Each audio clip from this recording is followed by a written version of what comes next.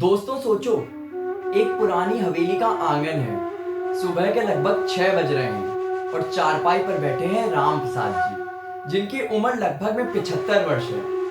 हाथ में चाय का गर्मा गर्म कप लिए हैं और आंखों में कुछ यादें हैं, क्योंकि इन्हीं दीवारों के बीच में उन्होंने अपनी जिंदगी के 60 साल गुजारे हैं। बच्चों के खेल की खिलखिलाहट है, शादियों की रोशनी जगमगा रही है और शोर में जीने का मजा ही कुछ अलग आ रहा है।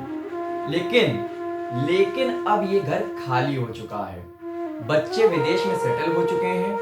अब इस घर में केवल एक खामोशी है जो उन्हें अंदर ही अंदर खाए जा रही है। ये कहानी सिर्फ राम प्रसाद जी की नहीं है। ये कहानी आज के भारत के ज्यादातर बुजुर्गों की है, जो अपने ही घर में अब पराये हो चुके हैं। एक वक्त था जब घर के बड़े बुजुर्ग होने का मतलब होता था घर का मुखिया होना। दादा दादी और नाना नानी तो घर के डिसीजन मेकर्स होते थे और जॉइंट फैमिली एक मजबूत ढांचा होती थी। बच्चे तब भी बड़े होते थे, नौकरी पर जाते थे, लेकिन घर में बड़े बुजुर्गों के लिए इज्जत एक अलग रिजर्व रहती थी। उनके आशीर्वाद के बिना तो हर काम अधूरा लगता था। अरे उनके डिसीजन के बिना तो शादी का मुहूर्त तक नहीं निकलता था। लेकिन समय बदल गया। धीरे धीरे शहरों की तरफ माइग्रेशन होना चालू हो गया। अब न्यूक्लियर फैमिली का ट्रेंड चालू हो चुका था और जो इज्जत कभी मन से निकलती थी, वो इज्जत बस और बस एक बर्डन बन चुकी थी। लेकिन ऐसा क्या हुआ कि एक समय का दिल से दिया जाने वाला सम्मान अब धीरे धीरे नेग्लिजेंस में बदलने लगा। ये सब बातें छोटी छोटी चीजों से चालू होती हैं। पहले तो बच्चे बिजी हो जाते हैं और उनकी अपने बड़े बुजुर्गों से बातचीत काफी कम हो जाती है। फिर उनकी जिंदगी में आता है फाइनेंशियल स्ट्रगल। अगर मतलब घर के खर्चे ही बड़ी मुश्किल से चल रहे हैं, तो सीनियर्स के हॉस्पिटल विजिट्स और मेडिकल एक्सपेंसेस अब इन बच्चों को अदर एक्सपेंसेस लगने लगते हैं।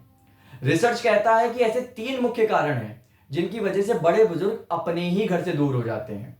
पहला है उनमें से जॉइंट फैमिली का टूट जाना, दूसरा है बच्चों का शहरों की तरफ माइग्रेट हो जाना और तीसरा है फाइनेंशियल और इकोनॉमिक प्रेशर। यही 3 मुख्य ऐसे कारण हैं जिनकी वजह से बड़े बुजुर्ग एक ऐसी जगह पर आ जाते हैं जहां उन्होंने कभी सोचा भी नहीं होता है। और मैं बात कर रहा हूं ओल्ड एज होम्स की। Ministry of statistics and programme implementation की 2021 की रिपोर्ट के मुताबिक 60 साल के ऊपर के लोगों की संख्या तेजी से बढ़ रही है और 2050 तक लगभग में ये डबल होने के संकेत हैं। तो सोचिए, जितनी तेजी से यंग जनरेशन बढ़ रही है, उतनी ही तेजी से हम लोग की सोसाइटी बूढ़ी भी हो रही है।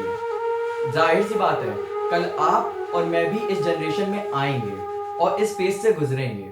तो सवाल ये उठता है, हम लोगों को कैसा समाज बनाना है। आज इंडिया में लगभग 700 से 1000 ओल्ड एज होम्स रजिस्टर हो चुके हैं। अलग अलग सोर्सेस अलग अलग इंफॉर्मेशन बता रहे हैं, लेकिन मैं फिर भी सबसे कम आंकड़ा आपको बता रहा हूँ, 700 से 1000। एक रीसेंट रिपोर्ट जो कि अगस्त 2025 में रिलीज हुई, उसके मुताबिक government supported old age Holmes लगभग में 696 हैं जो कि इंडिया में फंक्शन कर रहे हैं। अब आप समझ सकते हैं, कुछ बुजुर्गों के लिए ये होम्स शेल्टर होते हैं, लेकिन कुछ के लिए ये एकदम जेल बन जाते हैं। लेकिन आखिर इतने ओल्ड एज होम्स बनवा ही क्यों जा रहे हैं? बुजुर्गों को वहां जाना ही क्यों पड़ता है?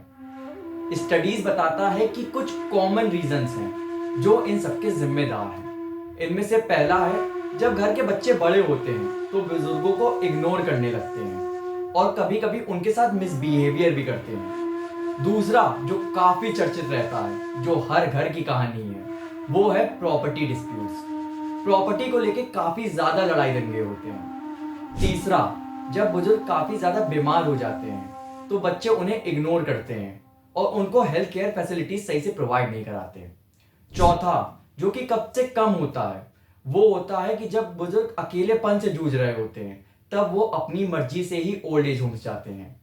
लेकिन हकीकत बताऊं तो बुजुर्ग अपनी मर्जी से काफी कम ओल्ड एज होम्स जाते हैं, क्योंकि उन्हें लोगों के साथ रहना पसंद होता है। उनकी जनरेशन उन्हें लोगों के साथ रहना सिखाती थी, लेकिन आज की जनरेशन न्यूक्लियर फैमिली को फॉलो करती है। उनको घर में किसी की कोई चीज बर्दाश्त नहीं होती। इसी वजह से इन बुजुर्गों को अपना ही घर छोड़ के ओल्ड एज होम्स जाना पड़ता है। अब हम लोग फिर से जरा कहानी के पहले फेज में चलते हैं। आप भी सोचो, राम प्रसाद जी और उनकी पत्नी सावित्री देवी अब घर में अकेले रहते हैं। बच्चे तो शहर में सेटल हो चुके हैं, लेकिन अचानक से एक दिन प्रॉपर्टी को लेकर डिस्प्यूट इतना ज़्यादा बढ़ जाता है कि अब वो लोग सोचते हैं कि वो लोग खुद के घर में ही मेहमान बन चुके हैं। फिर एक एनजीओ से कांटेक्ट करके उन्हें एक वृद्धा आश्रम भेज दिया जाता है। ये कहानी एक फिक्शनल कहानी है राम प्रसाद जी और उनकी पत्नी सावित्री देवी की, लेकिन ऐसे इंसिडेंट रिसर्च पेपर्स में डे बाय डे डॉक्यूमेंटेड होते रहते हैं। मदर्स डे और फादर्स डे में तो अपने माता और पिता के साथ हर कोई सोशल मीडिया पे खुशी से फोटो अपलोड कर देता है, लेकिन अगर मैं आपको अब्यूज का सच बताऊंगा तो आपके सामने आएंगे कुछ दिल दुखाने वाले नंबर्स। हेल्पेज इंडिया के 2018 के सर्वे के मुताबिक लगभग 25% लोग अपने ही घर में नेग्लिजेंस, फाइनेंशियल एक्सप्लॉयटेशन और डिसरिस्पेक्ट को फेस करते हैं। एकेडमिक रिव्यूज तो यहाँ तक कहते हैं कि ये प्रसार 6% से लेकर के 60% तक वेरी करता है। मतलब हर दूसरा तीसरा बुजुर्ग कभी ना कभी फाइनेंशियल एक्सप्लॉयटेशन, नेग्लिजेंस और डिसरिस्पेक्ट को फील करता है।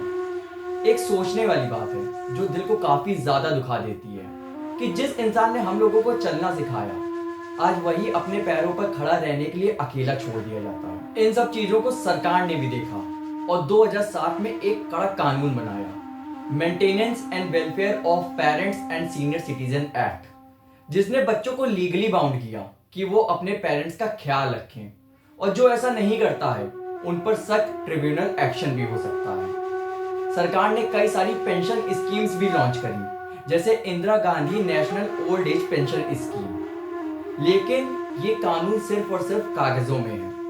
ग्राउंड लेवल पर अभी भी अवेयरनेस काफी कम है और ये भारत है, कौन ही बुजुर्ग अपने बच्चों पर केस करता है। लेकिन आपको पता है कि ओल्ड एज होम्स की ग्राउंड रियलिटी क्या है? रियलिटी ये है कि ज्यादातर ओल्ड एज होम्स बुजुर्गों को धूप से और बरसात से अपने शरीर को बचाने के लिए छत और खाने के लिए थोड़ा सा खाना देते हैं। Medical team, medical staff, mental support, physiotherapy, इन सब की सेवाएं काफी कम जगह उपलब्ध हैं।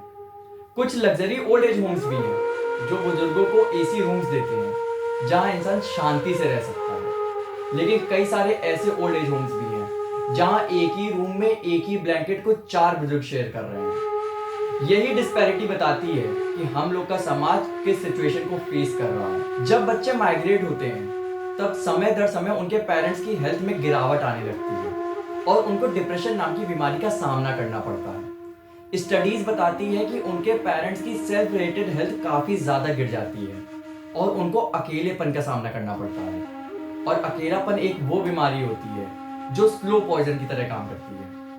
अकेलेपन का इलाज मेडिसिन नहीं होता है, सिर्फ मोहब्बत और अपनों का साथ ही इसकी दवाई होती है। लेकिन सबसे बड़ा ट्रॉमा तो तब होता है जब बुजुर्ग खुद को अपने ही घर में एक बोझ समझने लगते हैं। रिस्पेक्ट और डिग्निटी जो एक समय उनका अधिकार हुआ करता था, अब उनको एक फेवर लगता है। लेकिन आपने तो सुना ही होगा, जब हर तरफ के रास्ते बंद हो जाते हैं तब कुछ नई उम्मीद के रास्ते खुलते हैं। इसका मतलब ये है कि चारों तरफ निगेटिविटी नहीं है, कुछ ऐसे इनिशिएटिव्स भी हैं जो दिल में आज भी उम्मीद जगाते हैं। जिनमें से पहला है कम्युनिटी डे केयर सेंटर्स, दूसरा है इंटरजेनरेशनल प्रोग्राम्स जिसमें यूथ बुजुर्गों से आके मिलते हैं और वो काफी खुश होते हैं, तीसरा है डिजिटल लर्निंग क्लासेस जिसमें बुजुर्गों को यूट्यूब, व्हाट्सएप, इंस्टाग्राम, फेसबुक जैसे ऐप्स को चलाना सिखाया जाता है। हेल्प इंडिया के 2025 के सर्वे के मुताबिक लगभग 73% एल्डर्स को यूट्यूब, फेसबुक, इंस्टाग्राम जैसी टेक्नोलॉजी से जुड़ने में काफी ज्यादा अच्छा फील होता है। लेकिन एक अच्छी फैमिली से होने के नाते, अच्छे संस्कार पाने की वजह से हम लोगों का रोल भी काफी ज्यादा इंपॉर्टेंट हो जाता है। अगर आपके घर में भी कुछ सीनियर्स हैं तो आपको भी ध्यान रखना होगा कि आपके छोटे छोटे कदम भी काफी बड़ी वैल्यू रखते हैं। आपको डेली बस उनके साथ थोड़ा सा क्वालिटी टाइम स्पेंड करना है, दूसरा उनको डिजिटल टूल सिखाना है और तीसरा उनके साथ फाइनेंशियल और मेडिकल चीजें डिस्कस करनी है। बिलीव करिए, आपकी 10 मिनट की बातें उनके लिए एक दवाई की तरह साबित हो सकती है। आप लोग कहीं राम प्रसाद जी को भूल तो नहीं गए? चलिए मैं याद कराता हूँ। राम प्रसाद जी वही 75 साल के इंसान हैं जो अब ओल्ड एज होम में डेली योगा करते हैं, लाइब्रेरी ज्वाइन करते हैं, बच्चों को अपनी कहानियां सुनाते हैं और बाकी बुजुर्गों के साथ डेली गपशप करते हैं। उनके चेहरे पर वही पुरानी वाली मुस्कान फिर से वापस आ गई है। ये सीन एक रिमाइंडर है कि अगर सोसाइटी चाहे तो कुछ भी पॉसिबल हो सकता है। राम प्रसाद जी को अपने बच्चों की याद तो आती है, लेकिन अब उनकी केयर उनके बच्चों से ज़्यादा ये ओल्ड एज होम कर रहा है। और आखिर में मैं ये कहना चाहूँगा कि ओल्ड एज होम्स का होना प्रॉब्लम नहीं है। रियल प्रॉब्लम तब है जब बुजुर्ग अपने ही घर में अनवांटेड फील करने लगते हैं। सम्मान, मोहब्बत और केयर, ये तीन चीजें सिर्फ स्लोगन में अच्छी नहीं लगती हैं, इनको रियल लाइफ में भी दिखना चाहिए। तो अगर आपको ये कहानी पसंद आई हो तो लाइक, शेयर और कमेंट जरूर करें।